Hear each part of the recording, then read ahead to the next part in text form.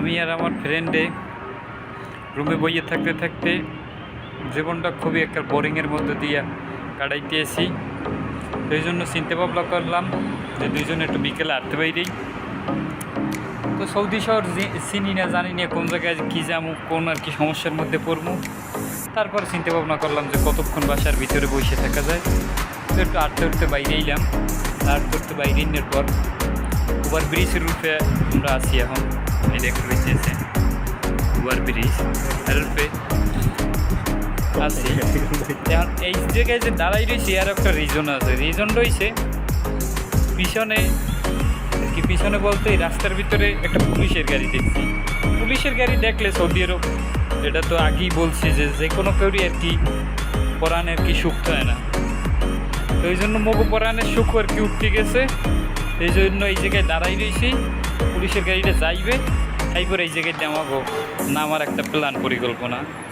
Actually আমার কাগজপত্র মোটামুটি সবই ঠিকই আছে। 3 মাসের জন্য আপাতত আমার কাগজ ঠিকই আছে। তো আর কি 2 বছরের জন্য কাগজপত্র করবে, এই জন্য প্রসেসিংয়ে আছে।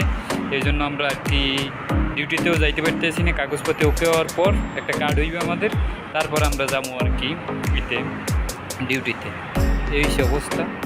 তো আপনাদের ওভারব্রিজ দিয়ে দেখাইতেছি যে কী অবস্থা কীরকম।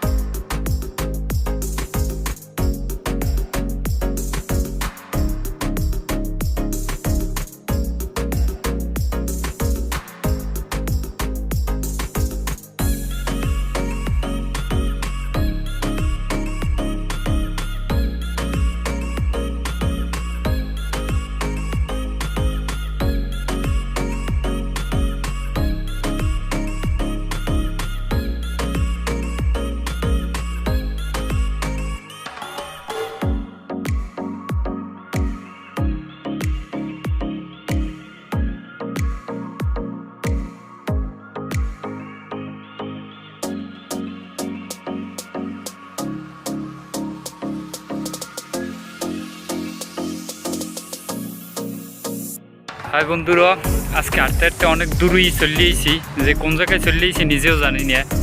তো লোকেশন আর কি দেখে আমাকে রুমের তারপর যাইতে হইবে, কারণ হাঁটতে হাঁটতে আমরা অনেক দূরই আই পড়ছি। তো আইতে এই জায়গার নাম জানি না, আই পড়ছি একটা পার্কে। অনেক সুন্দরই পার্কটা, দেখে খুবই ভালো লাগলেও আর কি। এই জায়গায় আরও বেশি বাঙালি আছে, তো তারাও বসে রয়েছে।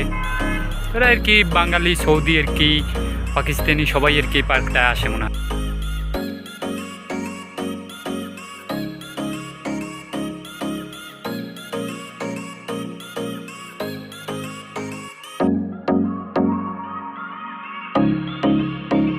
গাইস, আমাদের ঘোরাফেরা শেষ।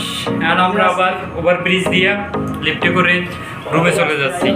এসে পড়েছি ওভার ব্রিজে। তো এখন আমরা আর কি রুমের উদ্দেশ্যে রওনা দিছি। অনেক ঘুরছি ফিরছি আজকে।